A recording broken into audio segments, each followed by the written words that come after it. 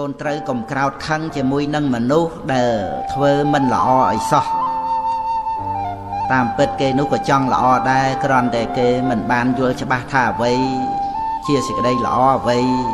ជាសេចក្តីអាក្រក់ឲ្យបានពិតប្រាកដតែប៉ុណ្ណោះកូនត្រូវដឹងថាក្នុងโลกនេះកម្ររកអ្នកដែលចេះត្រេកអរនឹងពាក្យបន្ទោសណាស់ដូច្នេះ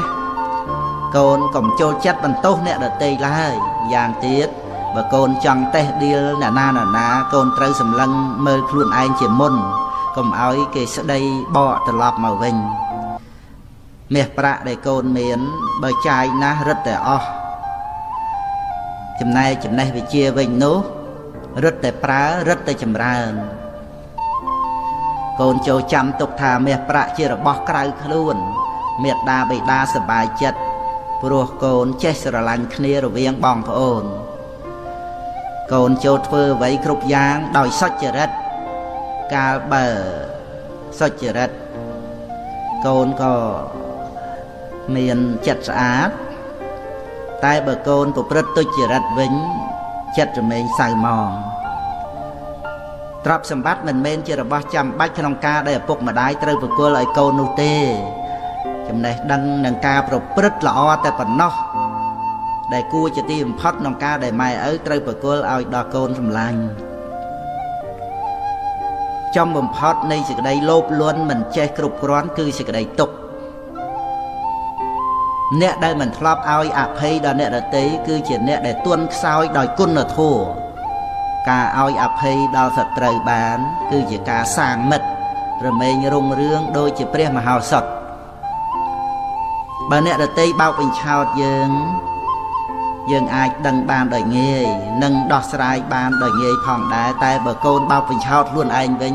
គឺដឹងបានដោយលំបាកដោះស្រាយក៏បានដោយលំបាកដែរកូនគួរចាំនៅអ្វីដែលគួរចាំគួរភ្លេចនៅអ្វីដែលគួរភ្លេចបើមិនចាំបាច់ទេក៏មិនចាំបាច់គិតទៅនោះឡើយបើថាជាប្រយោជន៍ហើយក៏គិតឲ្យបានសម្រេចទៅដូច្នេះកូនត្រូវដឹងថាការងារណាដែលគួរធ្វើមុនការងារណាដែលគួរធ្វើតាមក្រោយនឹងផងដែរបើសិនបើកូនដួលព្រោះការឈានដើរទៅមុខវាប្រសើរជាងកូនដែលឈរនៅត្រឹងមួយកន្លែងព្រោះបើកូនឈរត្រឹងមួយកន្លែងកូននឹងត្រូវដួលនៅត្រង់កន្លែងនោះហើយកូននឹងមានឈ្មោះថាជាមនុស្សកំសាកូនត្រូវព្យាយាមក្នុងកិច្ចការដែលជាតួនាទីកូនត្រូវចាំទុកថាជីវិតកើតមកដើម្បីអត់ធន់តស៊ូមិនថាជាមនុស្សឬជាសត្វសុទ្ធតែត្រូវការស្ដាប់ពាក្យផ្អែមល្ហែមពាក្យទន់ភ្លន់កូនមាសឪពុកក៏ដូចគ្នាដែរគួរតែនិយាយពាក្យទន់ភ្លន់ផ្អែមល្ហែមដល់អ្នកដទៃកាលបើកូននិយាយពាក្យពីរោះចំពោះអ្នកដទៃកូននឹងបានទទួលនៅពាក្យពីរោះពីអ្នកដទៃមកវិញកាលបើកូនទន់ភ្លន់ដាក់អ្នកដទៃក៏ទន់ភ្លន់ដាក់កូនវិញដែរកូនត្រូវធ្វើឲ្យបានជាទម្លាប់ក្នុងជីវិតជារង្វាន់ដែលកូនផ្ដល់ប្រគល់ឲ្យខ្លួនឯងយ៉ាងក្រៃលែងកូនក៏សប្បាយចិត្តភ្លេចអ្វីភ្លេចបានតែកុំភ្លេចខ្លួនខូចអ្វីដទៃក៏ខូចចោះតែត្រូវប្រយ័ត្នកុំឲ្យខូចខ្លួនជាមនុស្សគឺកុំឲ្យកូនជាមនុស្សខូចនឹងឯងការធ្វើរបស់កូនពេលខ្លះមិនទាំងពេញចិត្តកូនខ្លួនឯងផងតើឲ្យអ្នកដទៃធ្វើអ្វីពេញចិត្តយើងបានរហូតទៅនោះយ៉ាងម៉េចទៅកាលដែលកូនគិតឃើញដូច្នេះហើយកូនក៏បន្ធូរបន្ថយនៅការខឹងក្រោធជាមួយនឹងអ្នកដទៃព្រោះនោះយើងផ្សេងគ្នាចិត្តវិញ្ញាណផ្សេងគ្នាការសន្សំសន្តានផ្សេងគ្នាវិបាកកម្មក៏ផ្សេងគ្នាអ្វីដែលត្រូវគៀបសង្កត់វិតរស់នៅចិត្តសន្តាននឹងទៅតាមសភាពការបច្ចុប្បន្ននោះដូច្នេះកូនត្រូវរៀនឲ្យបានយល់ដឹងសេចក្តីពិតចំពោះអ្វីគ្រប់យ៉ាង ដែលជាសភាវៈពិតជាធម្មជាតិនោះឯងដែលអ្នកណាក៏មិនអាចចេះតែចង់បានឲ្យដោយចិត្តរបស់ខ្លួននោះទេចាំបាច់និយាយថ្មីថានឹងផ្ដល់ប្រគល់មកឲ្យយើងពេញចិត្តទៅគ្រប់រឿងសូម្បីតែឲ្យដល់ខ្លួនគាត់នឹងមិនទាំងបានផងដូច្នេះកូនត្រូវយល់ហើយសង្ឃឹមលើការប្រព្រឹត្តរបស់ខ្លួនផ្ដល់ប្រគល់អ្វីល្អឲ្យដល់ខ្លួនឯងឲ្យសบายចិត្តខ្លួនឯងទៅកុំចេះតែសង្ឃឹមចង់បានពីអ្នកដទៃនាំឲ្យកូនកើតទុក្ខនៅពេលដែលខកចិត្តនឹងឯងកូនមេឪពុកធម្មជាតិមិនដែលឲ្យអភ័យដល់អ្នកណាឡើយអ្នកណាធ្វើយ៉ាងណាត្រូវទទួលយ៉ាងនោះប៉ុន្តែធម្មជាតិបានឲ្យឱកាសដល់មនុស្សយើងគ្រប់គ្នាគ្រាន់តែថាដោយច្រើនមនុស្សយើងមិនចេះទទួលយកឱកាសនោះមកកសាងខ្លួនឬយកមកកែប្រែខ្លួននោះឯងមកហើយធម្មជាតិក៏ប្រព្រឹត្តទៅតាមកម្មគឺការប្រព្រឹត្តរៀងខ្លួននឹងទៅកូនចោលអ្វីផ្សេងបានតែកូនកុំបោះបង់ខ្លួនឯងចោលឲ្យសោះព្រោះនៅក្នុងโลกនេះមិនមាននរណាជាទីពឹងរបស់កូនក្រៅតែពីកូនខ្លួនឯងទេដែលនឹងត្រូវជួយឲ្យគ្រប់គ្នាបានរួចផុតចាកទុក្ខហ្នឹងគឺត្រូវពឹងខ្លួនឯងហ្នឹងកូនត្រូវដឹងថាអ្នកក្លាហានគឺអ្នកដែលអាចបង្កប់ចិត្តខ្លួនឯងបានជាចវាយនាយលើចិត្តខ្លួនឯងមិនមែនមានតណ្ហាឬការខឹងក្រោធនឹងមកជាចវាយនាយគ្រប់គ្រងចិត្តនោះទេកូនកើតមកជាមនុស្សហើយត្រូវព្យាយាមបំពេញសេចក្តីល្អឲ្យខ្លាំងក្លាជាទីបំផុតព្រោះកូនមិនងាយបានជួបនៅឱកាសដ៏ល្អដូចនេះឡើយកូនដាំដំណាំបំរុងឫសតែបើដាំមនុស្សបំរុងសិលចង់ឆ្លងចាកទុក្ខត្រូវកុំខ្ជិលខូចខិលដឹងខុសត្រូវកែខ្លួនមានតែមនុស្សដែលចេះប្រយ័ត្នប៉ុណ្ណោះឯងដែលអាចរក្សាខ្លួនទុកឲ្យប្រពៃទៅបានកូនមេឪពុកត្រូវរក្សាខ្លួនដោយការប្រយ័ត្នប្រយែងជាទីបំផុតព្រោះมันមានអ្វីដែលត្រូវរក្សាឲ្យក្រៃលែងជាងការរក្សាខ្លួននេះឡើយលោភៈមួយផ្លេតនាំមកនៅសេចក្តីទុក្ខអកាលជាអំវែងទោសៈក៏ដូចគ្នាត្រូវប្រយ័ត្នជាទីបំផុតកូនត្រូវដឹងថាក្នុងโลกនេះរមែងមានរឿងដែលសម្រាប់ឲ្យយើងមានសេចក្តីអត់ធន់ត្រូវទទួលដឹងដូច្នេះឯងត្រូវដឹងថាโลกនឹងមានរឿងដែលសម្រាប់ឲ្យយើងអត់ធន់ដូច្នេះគឺជាឱកាសដែលសម្រាប់ឲ្យយើងចម្រើននៅគុណធម៌ជាមួយគ្នានឹងโลกនេះឯងកាលបើកូនអត់ធន់បានកូននឹងសម្រេចផលល្អរៀបដូចថ្នាំគ្រុននៅពេលកូនញ៉ាំទៅវាល្វីងមែនប៉ុន្តែផលរបស់វាគឺតិចខ្លួនបាត់គ្រុនចឹងកូនស្ដាប់កំណាព្យបន្តទៅភ្លេចអ្វីភ្លេចបានតែបើភ្លេចប្រាណឈានធ្លាក់រណ្ដៅបើបានជាផ្លាត់មិនតន់ធ្លាក់ជ្រៅប្រឹងឡើងណាពើកុំនៅនាំជ្រុលខូចអ្វីមិនគ្រោះតែបើខូចឈ្មោះមិនងាយជួសជុលកូនត្រូវប្រយ័ត្នកុំងប់ងងុលកាមជាគ្រឿងពលខូចអស់ទាំងខ្លួនខូចខ្លួនខូចឈ្មោះខូចនេះពេញគ្រោះរស់លែងសុបសួនតែទោះយ៉ាងណាកុំឲ្យខូចផ្ទួនត្រូវប្រឹងកែខ្លួនកុំចោលអាត្មាចោលអ្វីចោលបានតែកុំចោលប្រាណក្នុងវដ្តសង្សារព្រោះក្នុងโลกនេះឥតមាននរណាជួយស្រង់អាត្មាក្រៅពីខ្លួនឡើយកូនត្រូវរក្សាការពារអាត្មាឲ្យបានដល់ត្រើយ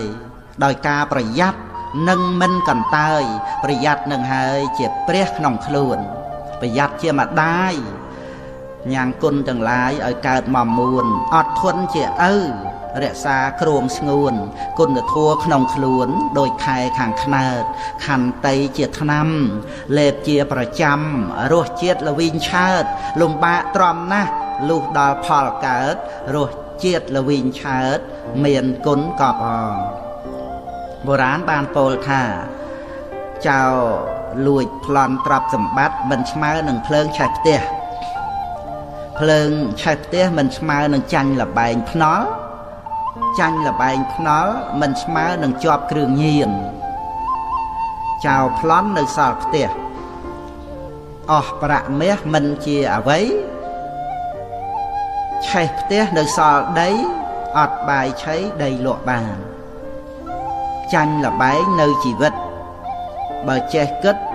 វិលវិញថ្កានញៀនថ្នាំប្រចាំប្រានកែលែងបានស្លាប់ទាំងរស់កូនប្រុសស្រីត្រូវជាមនុស្សដូចតទៅកូនស្រីឪត្រូវជាមនុស្សមិនរឹងត្អឹងតែបើរឹងត្រូវរឹងប៉ឹងប្រឹងសិក្សាកូនប្រុសឪត្រូវជាមនុស្សមានប្រាជ្ញាព្រះផ្ដាំថាកុំស្នេហាស្រាស្រីលបែងកូនស្រីឪត្រូវជាមនុស្សមិនជាប់នុយកុំស្នេហ៍លុយស្អុយគេឈ្មោះរស់ដូចផ្សែងកូនស្រីឪត្រូវជាមនុស្សចេះខ្លាចក្រែងព្រះសំដែងឲ្យទម្លាប់ជាប់សិលវិញកូនប្រុសឪត្រូវជាមនុស្សចេះស្មោះត្រង់កុំតាមចង់ក្រែងមិនសពទុកមโนមនិញកូនប្រុសឪត្រូវជាមនុស្សតាមចេះវិញប្រឹងបំពេញធัวសន្តោសប្រុសមេត្តាកូនស្រីឪត្រូវជាមនុស្សមិនប្រមាទកូនស្រីឆ្លាតចេះប្រមើលមើលកិច្ចការកូនស្រីឪត្រូវជាមនុស្សទន់ចរិយាតែយ៉ាងណាសូមស្រីមុំកុំទន់ខ្សោយកូនប្រុសឪត្រូវជាមនុស្សចេះអត់ធន់ការស្រាលធ្ងន់កុំទម្រាន់ទន់បណ្ដោយកូនប្រុសឪត្រូវជាមនុស្សមិនថយក្រោយកុំចាំឲ្យមនុស្សស្រីច្រើនបានទៅមុខកូនស្រីឪត្រូវជាមនុស្សមិនលេះលោះពាក្យពីរោះមានរបៀបរៀបទំនុកកូនស្រីឪត្រូវជាមនុស្សរក្សាសុខបើខ្លាចទុកកុំជាមនុស្សទ្រុសិលធម៌កូនប្រុសឪត្រូវជាមនុស្សចេះស្គាល់ខ្លួនចិត្តមមួនមិនអំនួតអួតខ្ទាខ្ទួកូនប្រុសឪត្រូវជាមនុស្សមិនញាប់ញួរជួបលោកធម៌ត្រូវពិចារថាមិនទៀងកូនស្រីឪត្រូវជាមនុស្សចេះដឹងគុណជាដើមទុននៃជីវិតពិតជាស្បៀងកូនស្រីឪត្រូវជាមនុស្សមិនលំអៀងសំដីទៀងពិតប្រកបមាត់ក្រអូបកូនប្រុសឪត្រូវជាមនុស្សចេះចាប់ផ្ដើមកុំច្បិចច្បើមត្រូវប្រឹងប្រែងក្រែងខ្វះហូបកូនប្រុសឪត្រូវជាមនុស្សមិនចេះល្មោបតែបើទ្របត្រៀលដល់ខ្ជិលរិលបញ្ញាកូនស្រីឪត្រូវជាមនុស្សមិនច្រណែនរៀបបែបផែនជាមង្គលដល់គ្រួសារកូនស្រីឪត្រូវជាមនុស្សមានមេត្តាមិនអ៊ីសាក្នុងជីវិតពិតជាស្ងប់កូនប្រុសឪត្រូវជាមនុស្សដឹងប្រមាណក្នុងខ្លួនប្រាណរាល់យប់ថ្ងៃលែងឲ្យកប់កូនប្រុសឪត្រូវជាមនុស្សមិនអាភ័ព្វមិនត្រូវជាប់គ្រឿងញៀនញាមកាមគុណ5កូនស្រីឪកូនប្រុសស្រីកុំជាមនុស្សទ្រុសមិត្តភ័ក្តិកុំជំពាក់ទ្រព្យបំណុលបុលបញ្ចាំកុំរ៉ាប់រងធានាទ្រព្យជាប់គ្រោះកម្មឪសូមផ្ដាំកម្មវេរាជាគ្រោះការកូនប្រុសស្រីកុំជាមនុស្សទ្រុសសីលាកុំគិតថាសិលនេះណាខ្លាកំណាចតាមពិតសិលជាទេវតាក្លាអង្គអាចមានអំណាចអាចប្រហារខ្លាកិលេសកូនប្រុសស្រីកុំជាមនុស្សទ្រុសមេត្តាស្រីនេះណាជាប្រព្រំកុំប្រហែសតែប្រហើនហ៊ានខោរខើត្រូវភ្លើងឆេះ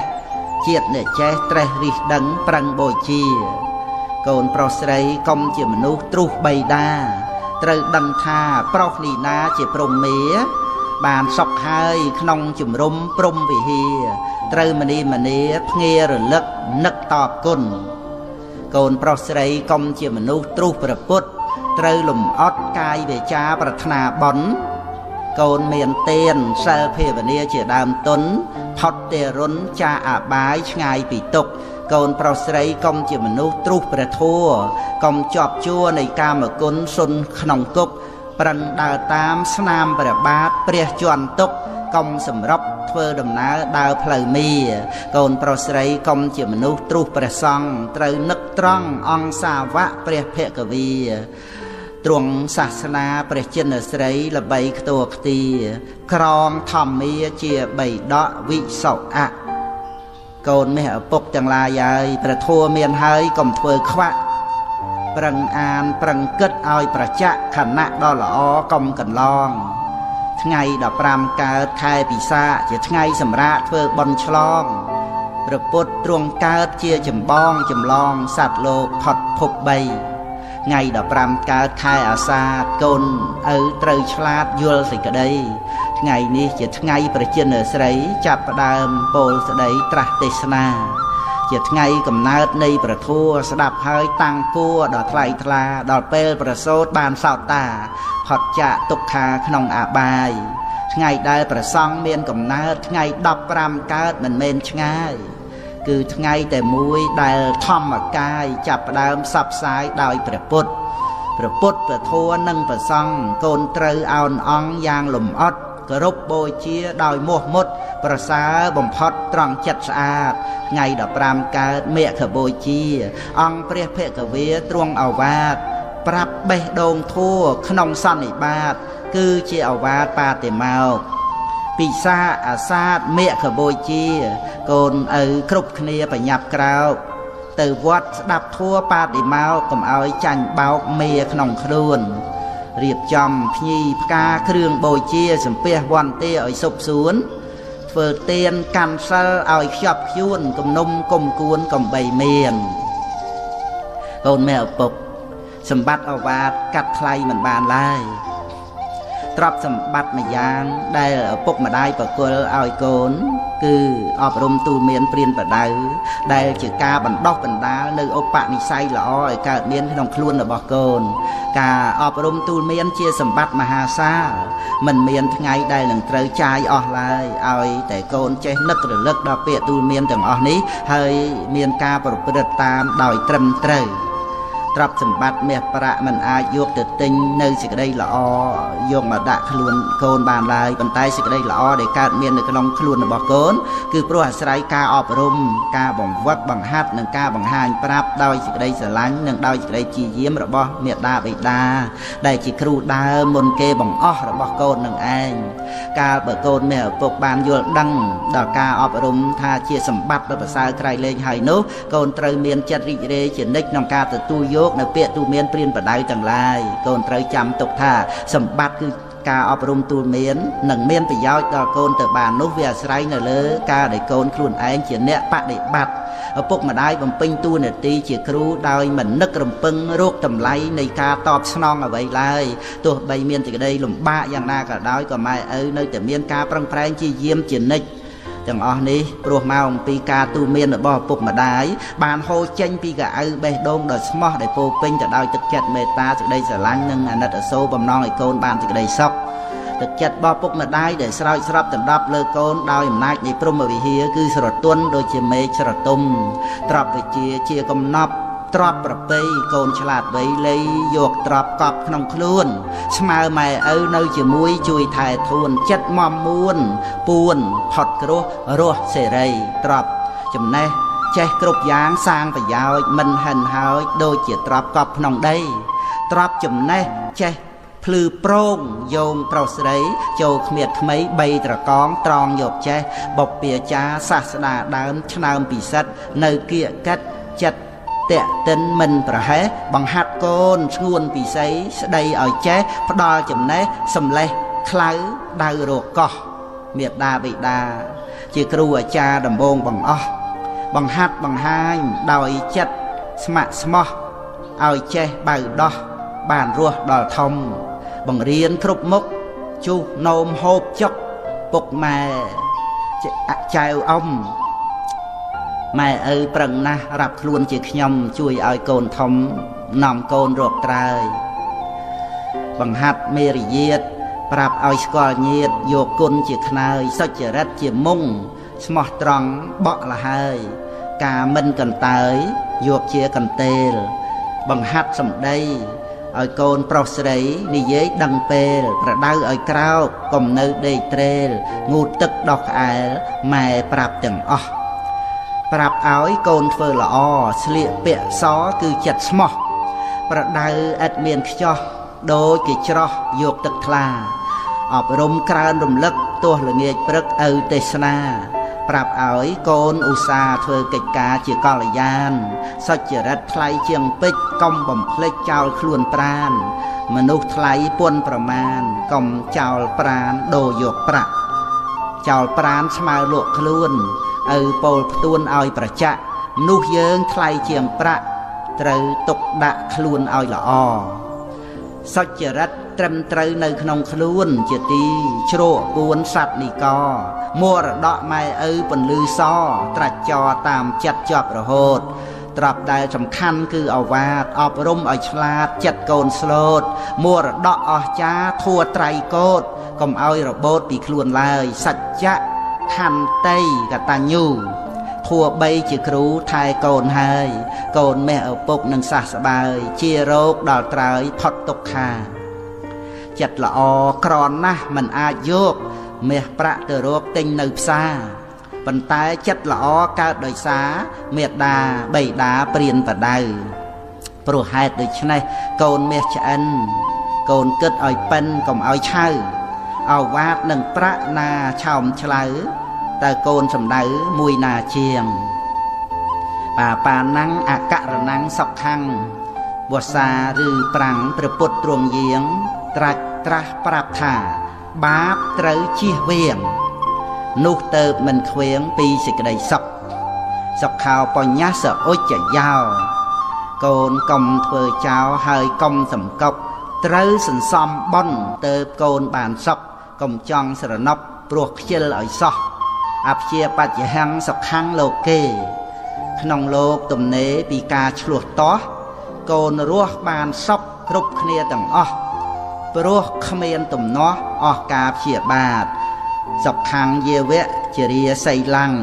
សិលមានកម្លាំងច្បាំងតាមក្បួនខ្នាតដណ្ដើមបានសុខកូនរស់បានស្អាតសុខឥតផ្លាត់ផ្លាតដរាបដល់ចាស់សុខាមត្តយតាលោកេ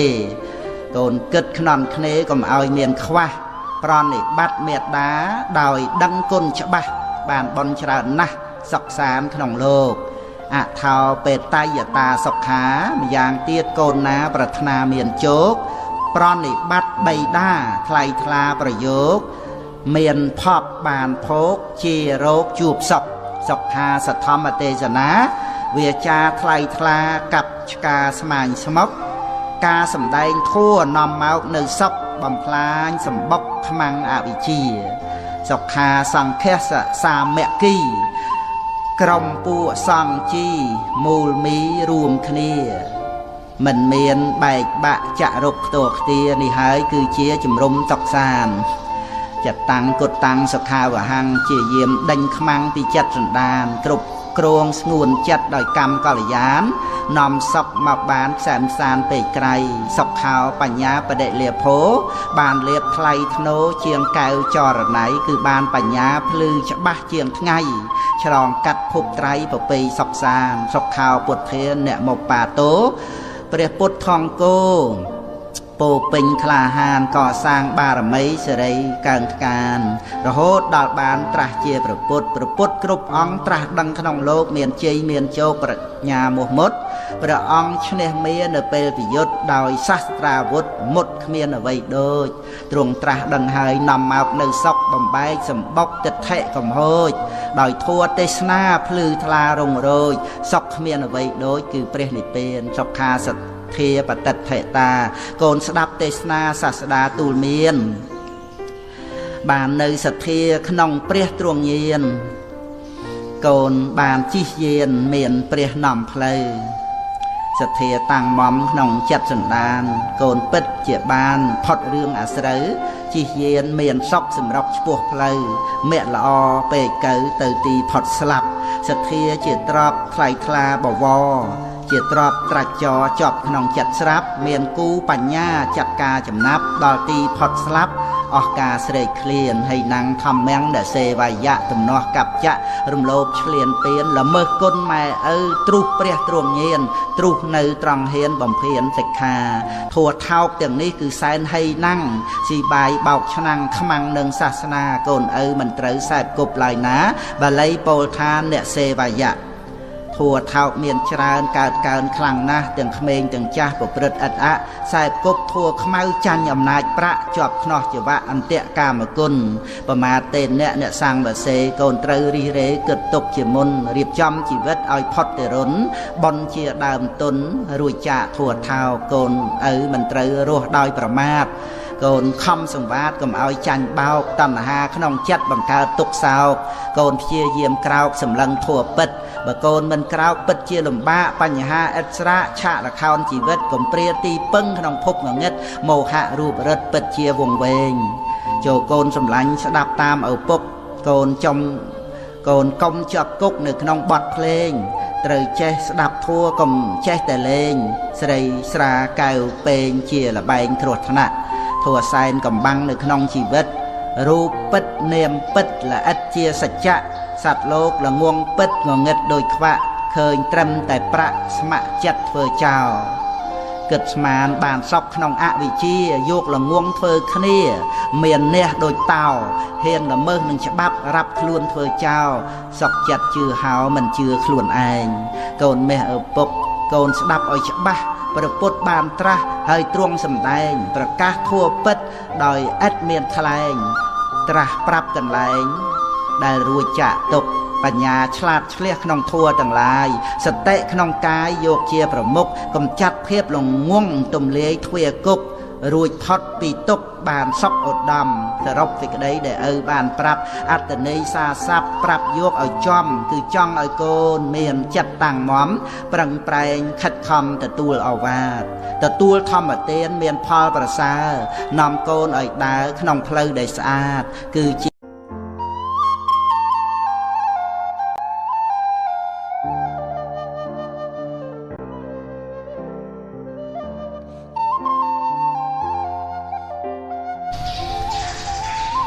កូនមេឪពុក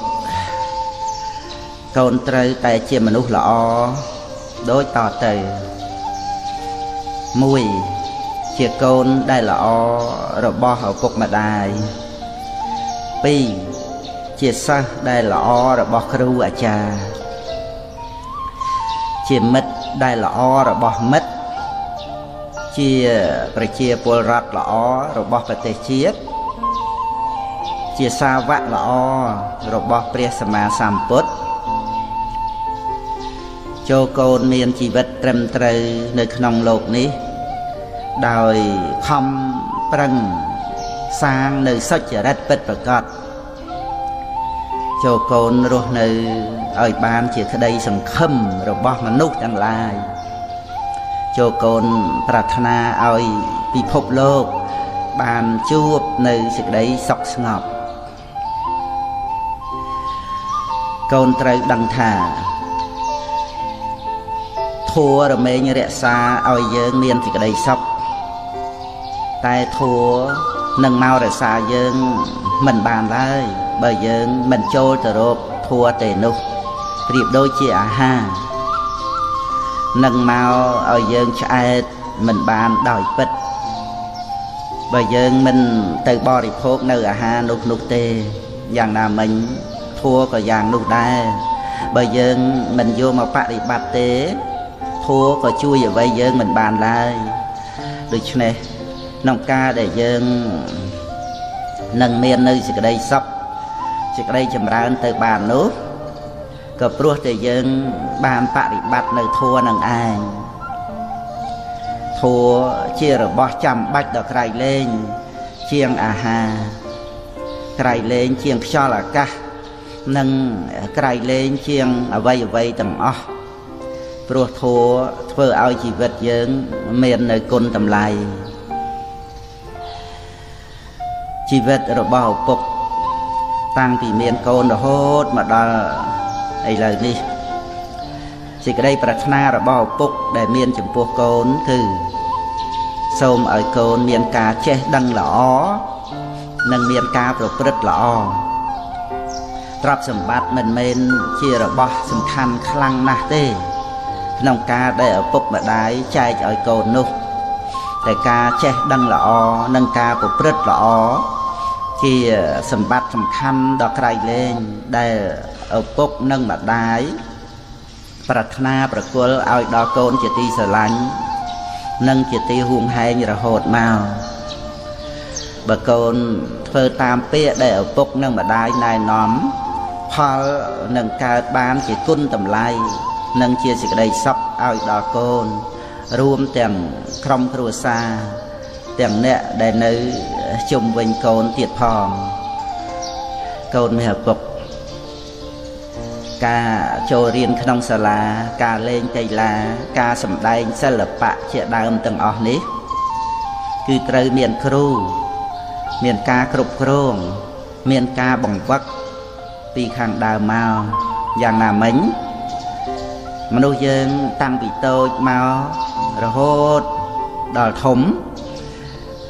នឹងចេះមានការទទួលខុសត្រូវដោយខ្លួនឯងបាននោះក៏ត្រូវមានឪពុកមានម្ដាយមានគ្រូមានអ្នកមើលថែ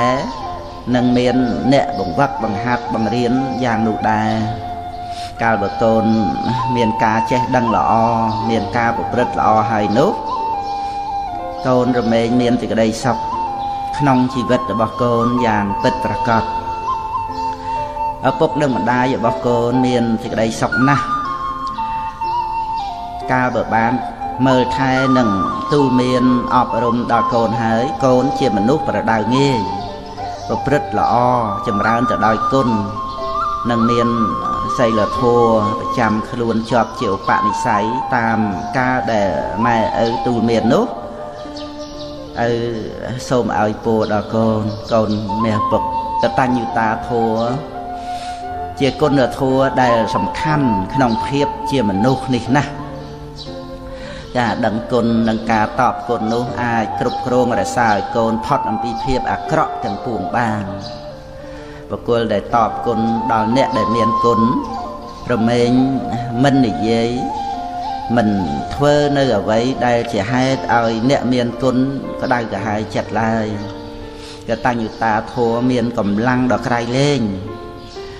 បើមិនគិតឲ្យល្អទេគឺមិនអាចយល់បានឡើយដូច្នេះកតញ្ញូតាធម៌ត្រូវកូនខំប្រឹងគិតឲ្យបានល្អកុំយល់ថាមិនសូវសំខាន់នោះមនុស្សដែលអាក្រក់ខុសនៅក្នុងសិលក្នុងផ្លូវនៃពធផ្លូវនៃព្រះវិន័យមានកំហុសទៅបានតាំងតែពីខុសតូចតិចរហូតដល់ទៅខុសធំគឺកើតមកអំពីការមិនដឹងគុណនឹងឯងតែបើកូនជាមនុស្សចេះដឹងគុណកូនមានតែសេចក្តីចម្រើនទៅដោយកុសលយ៉ាងទៀតកតញ្ញូតាធម៌ដែលមាននៅក្នុងខ្លួនកូនជាគ្រឿងសម្គាល់ថាកូនមានឪពុកជាមនុស្សល្អកតញ្ញូតាការដឹងគុណជាទុនជីវិតពិតដ៏ឆ្នើមជួយញ៉ាំងបារមីធំសម្បើមនិងជាដង្ហើមនៃកុសលកតញ្ញូតាការដឹងគុណនាំចាកទេរុនបាបកង្វល់គឺជាបញ្ញាគ្រឿងតម្កល់នាំខ្លួនចូលដល់កុសលកម្មគុណធម៌ល្អណាស់ក្នុងខ្លួនមនុស្សកូនកំប្រទុះត្រូវចងចាំជាធម្មតាគុណគ្មានប្រេះស្រាំទោះយូរខែឆ្នាំនៅតែល្អបើកូនចង់បានជាមនុស្សពិតត្រូវមានគំនិតថ្លៃបវរកូនកុំយកខ្មៅធ្វើជាសកុំយកគុណល្អមកជន់ឈ្លីកូននេះឪពុកកូនត្រូវចាំទុកមួយមេត្តាបិតាជាព្រះព្រំរបស់បុត្រធីតាការដែលធ្វើឲ្យមេត្តាបិតាលំបាកចិត្តតឹងណែនក្នុងទ្រូងយំបង្ហូរទឹកភ្នែក គឺជាបាបកម្មដ៏ធ្ងន់របស់កូន2ការជឿស្ដាប់ដំបូន្មានល្អរបស់មាតាបិតារមែងមិនមានការសាបសូន្យឡើយពោលគឺមិនចេះរឹងរូសតែម្យ៉ាងគឺកូននឹងបានល្អគ្រប់យ៉ាង3ការតបស្នងព្រះគុណដល់អ្នកមានគុណគឺតាំងតែពីអ្នកមានគុណនៅមានជីវិតរហូតដល់ចែកឋាន4ការបំពេញតួនាទីជាកូនល្អគឺជាការបប្រតិបត្តិធម៌កូនល្អត្រូវភ្ញាក់ខ្លួនត្រូវរហ័សរហួនរវាសរវៃត្រូវឈានទៅមុខត្រូវធ្វើការងារប្រជែងជាមួយពេលវេលាដើម្បីកសាងខ្លួននិងដើម្បីការរីកចម្រើនដល់សង្គមជាតិ5អបាយមុខគ្រឿងញៀនជាផ្លូវនៃសេចក្តីវិន័យសម្រាប់ជីវិតកូនមេឪពុកត្រូវដើរតាមផ្លូវព្រះកុំដើរតាមផ្លូវរបស់មេការងារសុចរិតជាការងារថ្លៃថ្នូរមានកិត្តិយសកូនត្រូវចេះពិចារណាដោយខ្លួនឯងដាស់តឿនខ្លួនឯងកុំលេះលោះកុំទម្រុនត្រូវឆ្ងាយពីអបាយមុខស្រីស្រាលបែងនិងបាបប្រមិតជាដើមកូនត្រូវដើរនៅក្នុងផ្លូវព្រះធម៌ជានិច្ចកូនកុំប្រមាទក្នុងជីវិតផ្លូវនេះនៅចិត្តក្បែរមាត់ជ្រោះចិញ្ចឹមជីវិតឲ្យបានរស់កូនត្រូវស្គាល់គ្រោះឲ្យជាក់ច្បាស់បាបប្រមិតស្រីស្រានិងលបែងភ្នល់ព្រមទាំងមិនខ្វល់នឹងធុរៈជាជ្រោះគ្រោះថ្នាក់ប្រកបជាក់ជ្រោះជ្រៅមិនរាក់ធ្លាក់បាក់កដំណើរជីវិតពិតលំបាកតែបានធូរស្រាកព្រោះធ្វើល្អផ្លូវអបាយមុខមិនត្រាច់ចោចេះភ័យខ្លាចក្រប្រឹងរៀនសូត្រកូនមេឪពុកពេលវេលាដែលកន្លងទៅនឹងជីវិតឪដែលបានកន្លងមកនេះជារយៈពេលយូរដែរហើយជីវិតឪបានឆ្លងកាត់រឿងរ៉ាវនៃជីវិតឆ្លងកាត់ព្យុះភ្លៀងនៃបញ្ហារាប់មិនអស់ឆ្លងកាត់សុខទុក្ខនិងឆ្លងកាត់លោកធម៌ផ្សេងទៀតដ៏ច្រើនសន្ធឹកសន្ធាប់កូនស្ងួនមេឪពុកឯងជីវិតរបស់មនុស្សគ្រប់រូបគ្រប់នាមមិនថាមានក្រល្អអាក្រក់ឡើយជាទីបំផុតនៃជីវិតទាំងអស់ត្រូវធ្លាក់ចុះចូលក្នុងការចាស់ការឈឺនិងសេចក្តីស្លាប់ជាពិតប្រាកដក្នុងរយៈពេលនៃជីវិតឪដែលបានកន្លងមកនេះឪបានជួបប្រសពនិងបានដឹងរឿងរ៉ាវច្រើននៅក្នុងលោកឪមានពាក្យដែលត្រូវប្រាប់កូនឲ្យបានដឹងចូលកូនប្រុងចាំស្ដាប់ជីវិតនោះយើងនឹងមានសេចក្តីសុខទៅបានគឺតលតែយកព្រះធម៌មកជាកល្យាណមិត្តយកព្រះធម៌មកទុកទំនុកបំរុងឲ្យដល់ចិត្តត្រូវតាំងទុកក្នុងចិត្តជានិច្ចជាអចិន្ត្រៃយ៍ព្រះធម៌ក្នុងទីនេះគឺការបំពេញនៅមុខនេតិនិងភាពត្រឹមត្រូវ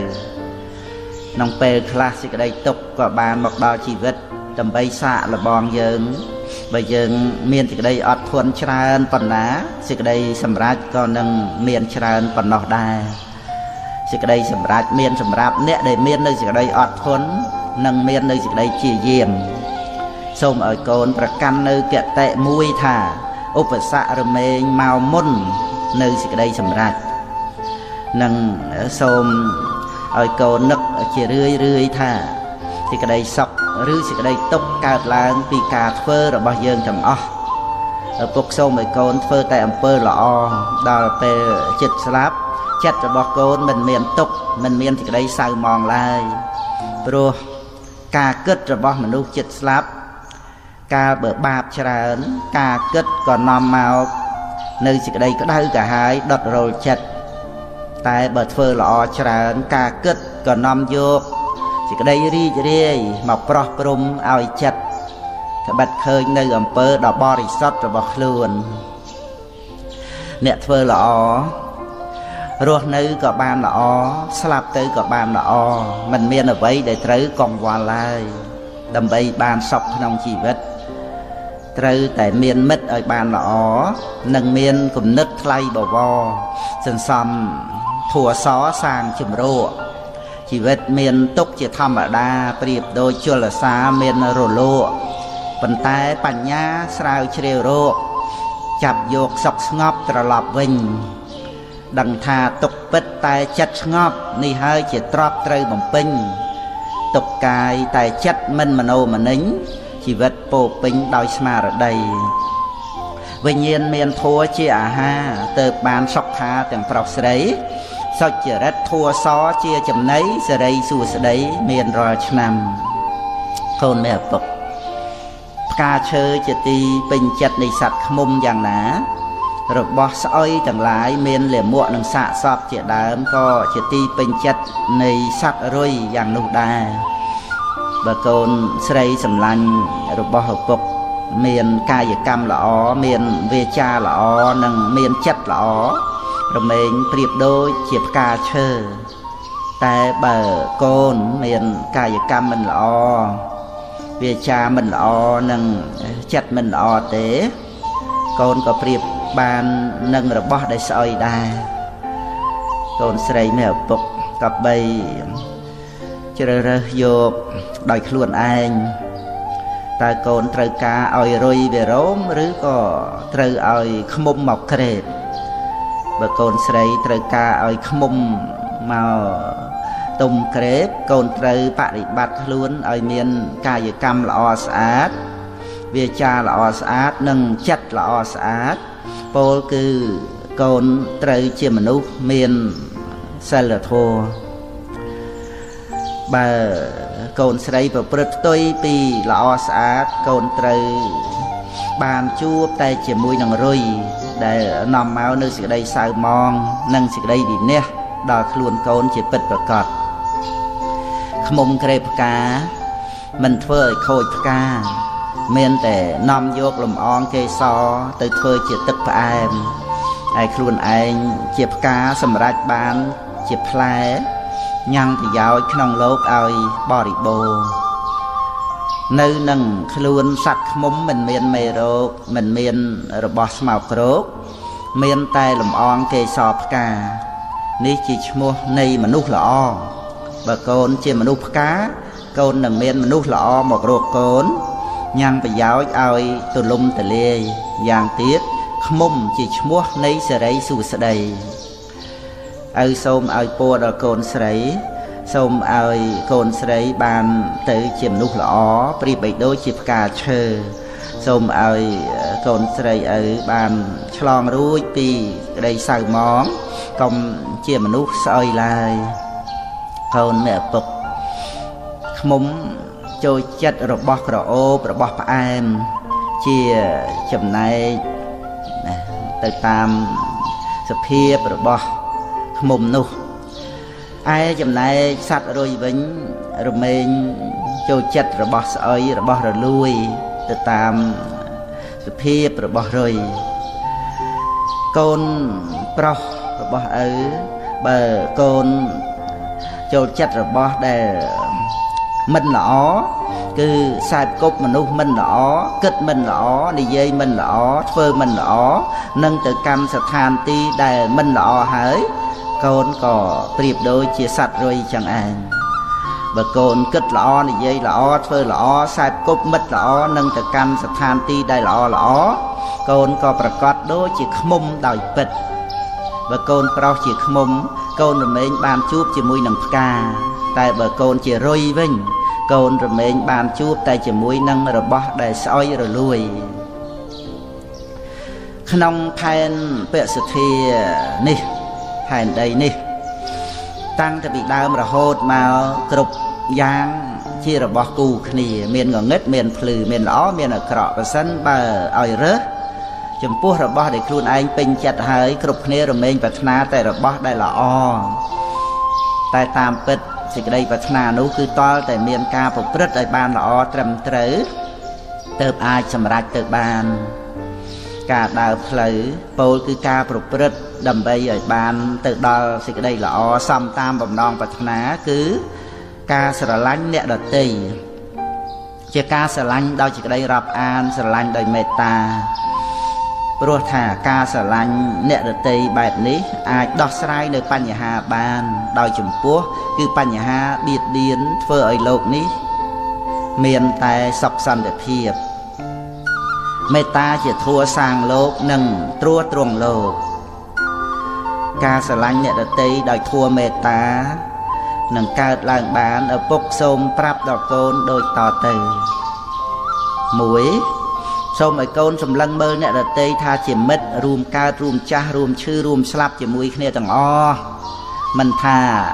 អតីតអនាគតឬបច្ចុប្បន្នឡើយ2សម្លឹងមើលផ្នែកល្អនៃសត្វលោកនិងសម្លឹងមើលបំណងប្រាថ្នានៃសត្វលោកដែលចង់បានសេចក្តីសុខដូចគ្នារួមទាំងសម្លឹងមើលសង្ខារលោកតាមសេចក្តីពិតផង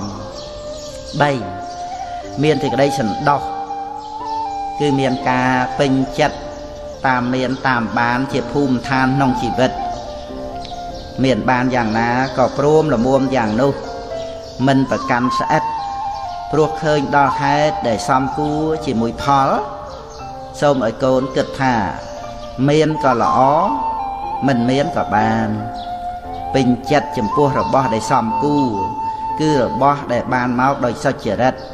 ចិញ្ចឹមជីវិតដោយទ្រព្យត្រជាក់ត្រជុំ4មានការតាំងចិត្តមាំឃើញទោសនៃសេចក្តីខ្ជិលឃើញគុណប្រយោជន៍នៃសេចក្តីជាយាមកាលដែលបានជួបនៅរបស់ដែលមិនជាទីប្រាថ្នាកូនត្រូវធ្វើទុកក្នុងចិត្តថាលៀបយោសុខទុក្ខសរសើរនន្ទាអត់លៀបអត់យោគឺជាច្បាប់ធម្មតានៃជីវិតបើក្តៅខ្លាំងកូនត្រូវពាក់មួកឬក៏បាំងឆ័ត្រកូនមិនត្រូវខឹងបន្ទោសជាមួយនឹងក្តៅឡើយចំណុចទី1និងទី2ជាហេតុចិត្តនៃចិត្តមេត្តាចំណុចទី3គឺសេចក្តីសន្តោសរារាំងលោភៈព្រោះបើលោភៈច្រើននាំឲ្យខូចការរាប់អានរហូតនាំចូលទៅដល់ការបៀតបៀនទៀតផងឯចំណុចទី4គឺសេចក្តីជាយាមជាគូនឹងសន្តោសញ៉ាំងជីវិតឲ្យមានស្ថិរភាពជាប្រយោជន៍ដល់ការរក្សានៅគុណធម៌យ៉ាងទៀតការមិនញាប់ញ័រនឹងលោកធម៌មិនតោះចិត្តជាមួយនឹងរបស់ធម្មតាឈ្មោះថាមានធម៌ជាទីពឹងបុគ្គលមានធម៌ជាទីពឹងរមែងមិនខឹងក្រោធជាមួយអ្នកដទៃឡើយចូលកូនចាំទុកថាខឹងក្រោធនឹងអ្នកដទៃគឺលុតជង្គង់អង្វរសូមសេចក្តីសុខពីអ្នកដទៃឯការស្រឡាញ់រាប់អានអ្នកដទៃជាការចែកនៅសេចក្តីសុខដែលខ្លួនមានយ៉ាងសម្បូរឲ្យដល់អ្នកដទៃបើកូនចេះស្រឡាញ់រាប់អានអ្នកដទៃប្រកបទៅដោយធម៌មេត្តាហើយកូននឹងបាននៅសេចក្តីល្អសមតាមបំណងប្រាថ្នាបីដូចកូនមេឪពុកមានទេវតាតាមថែរក្សាអញ្ចឹងដែរមេត្តាប្រែថាការរាប់អានរកអ្នកដែលបានរួមកើតស្លាប់គ្រប់គ្នាប្រាថ្នាសុខឆាប់ឆាប់បញ្ញាប់ចង់រួចពីទុក្ខាសត្វលោកស្រឡាញ់ខ្លួនឯងណាស់កិលេសសែនក្រាស់គ្រប់អាត្មាព្រះឲ្យយកខ្លួនជាឧបមាសត្វក្នុងលោកាប្រាថ្នាសុខអធិស្រ័យសត្វមិនដូចគ្នាចាត់ចែងការងារតាមភូមិស្រុកប៉ុន្តែសត្វលោកប្រឹងសម្រុកធ្វើការយកសុខដូចតែគ្នាកាលណាបានយល់ដូច្នេះហើយចម្លើយដ៏ល្អគឺភាវនាចម្រើនមេត្តាជ្រោចគង្គាព្រួញពឹសคล้ายជាបុប្ផាស្រស់កូនមេឪពុកមនុស្សគ្រប់រូបដែលបានកើតមកក្នុងโลករមែងមានការតាក់ទងគ្នាដោយពាក្យនិយាយមានអំណាចដល់ក្រៃលែងកូនត្រូវយល់ដូចតទៅ1ពាក្យនិយាយអាចដូរផ្លាស់ហេតុអាក្រក់ ឲ្យคลายមកជាហេតុល្អបានពីរពាក្យនិយាយអាចដូរផ្លាស់មនុស្សដែលមានទុក្ខឲ្យភ្លេចទុក្ខបាន3ពាក្យនិយាយអាចដូរផ្លាស់មនុស្សខ្ជិលឲ្យមកជាអ្នកមានព្យាយាមបាន4ពាក្យនិយាយអាចដូរផ្លាស់មនុស្សល្ងង់ឲ្យមកជាមនុស្សឆ្លាតបាន5ពាក្យនិយាយអាចដូរផ្លាស់មនុស្សដែលកំពុងមានកង្វល់ឲ្យជាមនុស្សស្ងប់រងាប់បាន6ពាក្យនិយាយអាចដូរផ្លាស់មនុស្សជាចេះរឹងរូសឲ្យត្រឡប់មកជាមនុស្សប្រដៅងាយទៅបាន7ពាក្យនិយាយអាចដូរផ្លាស់មនុស្សដែលខូចសតិឲ្យមានសតិវិញបាន8ពាក្យនិយាយអាចធ្វើឲ្យមនុស្សឆ្លោះគ្នាទៅជាល្អនឹងគ្នាបានចំពោះពាក្យនិយាយនេះរមែងមានអំណាចដូចគ្នាដែរគឺអាចនិយាយឲ្យមនុស្សខូចប្រយោជន៍និយាយទំលេងនៅសេចក្តីសុខចម្រើនរបស់អ្នកដទៃបានគ្រប់យ៉ាងដូច្នេះកូនត្រូវបប្រតិបត្តិក្នុងការនិយាយឲ្យបានហ្មត់ចត់កូនត្រូវហាត់និយាយនៅក្នុងវាចាល្អ5យ៉ាង1និយាយពាក្យពិតមិននិយាយលេះលោះ2និយាយពាក្យពីរោះមិននិយាយញុះញង់3និយាយត្រឹមត្រូវតាមកាលៈទេសៈ4និយាយឲ្យបានប្រយោជន៍ដល់អ្នកស្ដាប់5និយាយដោយចិត្តមេត្តាប្រាថ្នាឲ្យអ្នកដទៃបាននៅសេចក្តីសុខឬនិយាយដោយចិត្តសប្បុរសស្មោះត្រង់មិននិយាយរបៀបព្រួញពឹសដាក់អ្នកដទៃនោះឡើយកូនមេឪពុកឪពុកប្រាថ្នាឲ្យកូនបានចូលដល់សេចក្តីល្អ10ប្រការគឺ1កូនត្រូវជាអ្នកមានសិលធម៌ប្រចាំខ្លួន2កូនត្រូវស្វែងរកការចេះដឹងមកដាក់ខ្លួន3កូនត្រូវគប់រកតែជាមួយនឹងមិត្តពិតប្រាកដ4កូនត្រូវជាមនុស្សប្រដៅងាយ5កូនត្រូវចេះជួយកិច្ចការអ្នកដទៃ6កូនត្រូវចេះស្រឡាញ់ធម៌របស់សប្បុរស7កូនត្រូវមានព្យាយាមដោយអំណត់អត់ធន់8កូនត្រូវសន្តោសចំពោះបច្ច័យ4 9កូនត្រូវមានស្មារតីដឹងមុខនេតិរបស់ខ្លួននិង10កូនត្រូវដឹងសេចក្តីពិតរបស់ជីវិតគឺត្រូវដឹងថាគ្រប់ជីវិតដែលកើតមកហើយរមែងបែកធ្លាយជាធម្មតាទើបមិនគួរប្រមាថនៅក្នុងជីវិតនិងត្រូវរកផ្លូវឲ្យបានផុតចាកទុក្ខដោយការប្រព្រឹត្តតែអំពើល្អឪពុកសូមឲ្យកូនកុំជាមនុស្សដែលមិនចេះគ្រប់សូមឲ្យកូនបានស្គាល់រសជាតិនៃការគ្រប់គ្រាន់និងសូមឲ្យកូនចាំទុកថាមិនមានរបស់ណាក្នុងលោកដែលអាចធ្វើឲ្យកូនបានឆ្អែតគ្រប់គ្រាន់ក្រៅតែពីកូនខ្លួនឯងព្រមគ្រប់នោះឡើយនិងយ៉ាងទៀតក្នុងលោកនេះដែរមិនមានអ្វីណាដែលល្អសម្រាប់ខ្លួនកូនឲ្យក្រៃលែងជាងកូនជាមនុស្សល្អនោះឡើយសម្បត្តិក្នុងលោកមិនអាចគ្រប់មិនអាចបញ្ឈប់នៅតណ្ហាមានតែខ្លួនឯងឈប់ត្រូវការដោយសារបញ្ញាទើបបានគ្រប់សម្បត្តិក្នុងលោកមិនអាចល្អស្មើនឹងធัวសនាំចាកភពធัวពិតកូនឪត្រូវសែបគប់ព្រមទាំងគោរពខ្លួនឯងផងកូនមេឪពុកកូនត្រូវយល់ដឹងថាសេចក្តីអត់ធន់ញ៉ាំងនៅផលឲ្យសម្រេចបានគ្រប់យ៉ាងកូនត្រូវអត់ធន់ដូចតទៅអត់ធន់ក្នុងរឿងដែលគូអត់ធន់នេះមួយនិងមួយទៀតអត់ធន់ក្នុងរឿងដែលមិនគូអត់ធន់ឲ្យសូមអធិប្បាយគឺមុនដំបូងកូនគូអត់ធន់ក្នុងរឿងដែលគូអត់ធន់ដូចជាអត់ធន់ចំពោះមុខនេតិអត់ធន់ក្នុងការបរិភោគការសម្រាកដេកការសិក្សារៀនសូត្រចូលកូនអត់ធន់ដើម្បីអនាគតរបស់កូនសូមឲ្យកូនប្រកាន់ទុកថាសេចក្តីអត់ធន់គឺជាមុខនេតិរបស់យើងមួយផងដែរតទៅឪសូមឲ្យកូនចេះអត់ធន់ក្នុងរឿងដែលមិនគួរអត់ធន់ដូចជាយើងធ្វើល្អហើយតែត្រូវគេនិន្ទាធ្វើ ធ្វើល្អដល់គេត្រូវគេប្រទូសតបវិញនិយាយពិតដោយស្មោះប៉ុន្តែត្រូវគេពោលមូលបង្កាច់រឿងទាំងអស់នេះសុទ្ធតែយើងធ្វើបានត្រឹមត្រូវមិនគួរអ្វីដែលយើងត្រូវអត់ធន់នោះឡើយប៉ុន្តែយើងត្រូវតែអត់ធន់ទាំងដែលយើងមិនបានខុសនោះឯងសេចក្តីអត់ធន់បែបនេះលំបាកជាទីបំផុតប៉ុន្តែបើកូនធ្វើបានកូនមានឈ្មោះថាជាកូនល្អដល់ក្រៃលែងកូននឹងមានសេចក្តីសុខផលនឹងកើតមានដល់កូនព្រមទាំងបរិវារអ្នកដែលនៅជុំវិញខ្លួនកូនកាលណាបើកូនមាននៅសេចក្តីអត់ធន់បែបនេះនោះសេចក្តីអត់ធន់ធ្វើឲ្យបានជាមនុស្សចិត្តធ្ងន់ធ្វើឲ្យរួចអំពីក្រញាំតណ្ហាធ្វើឲ្យមានរបៀបវិន័យបញ្ឈប់សេចក្តីក្រោធបានធ្វើឲ្យតម្កល់ខ្លួនបានល្អជាដៃគូក្នុងការងារជាអាវក្រោះរបស់ចិត្ត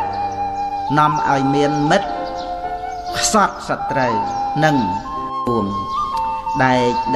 យកទៅដុតដោយភ្លើងហើយយកមកលួតដំធ្វើជាឧបករណ៍ផ្សេងរមែងរឹងនិងមានតម្លៃយ៉ាងណាមិញ